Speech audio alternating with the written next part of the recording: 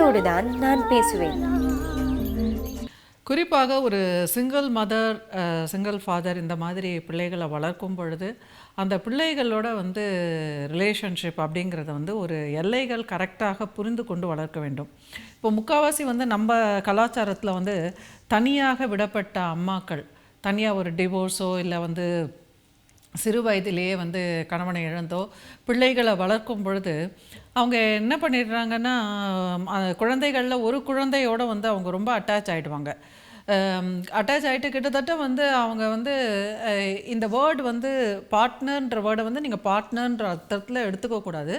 But ஆனால் உளவியல் ரீதியாக ஆய்வுகளில் அவங்க சொல்கிறது என்னென்னா, அந்த மாதிரி அந்த குழந்தை வயதானவுடனே தனக்கு ஒரு கம்பானியன்ஷிப், தனக்கு துணையாக கடைசி வரைக்கும் இந்த குழந்தை இருப்பான் அப்படின்ற ஒரு நம்பிக்கையில் அவங்க வாழ்ந்துருவாங்க.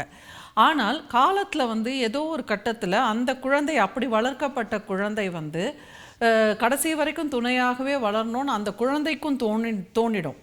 அப்போ அந்த மாதிரி இருக்கிற சூழ்நிலையில் வருகிற மருமகனோ இல்லை மருமகளோ அதற்கு ஒத்து வராமல், இல்லை நம்ம வாழ்க்கைன்னு தனியாக போகணும் அப்படின்னு பிரித்து கொண்டு வரும் பொழுது இது அன்கான்ஷியஸில் ரெண்டு பேரையும் பாதிக்கும். அந்த குழந்தையையும் பாதிக்கும், அந்த தனியாக விடப்பட்ட தாயையும் பாதிக்கும்.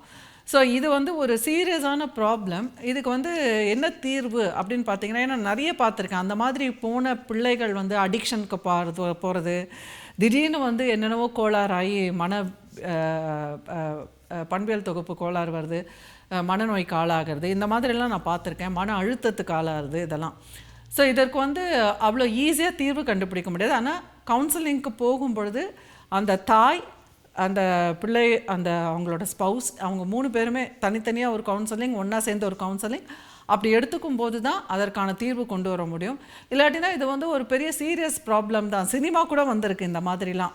நீயா நானான்னு பார்த்துக்கிட்டு யாரோ ஒருத்தர் சூசைட் பண்ணிக்கிறது, சூசைட் த்ரெட்டன் பண்ணுறது, இதெல்லாம் ஒரு மன வருத்தம் கொடுக்கக்கூடிய ஒரு பிரச்சனைகள் தான். டெஃபினட்டாக கவுன்சிலிங் எடுத்துக்கங்க.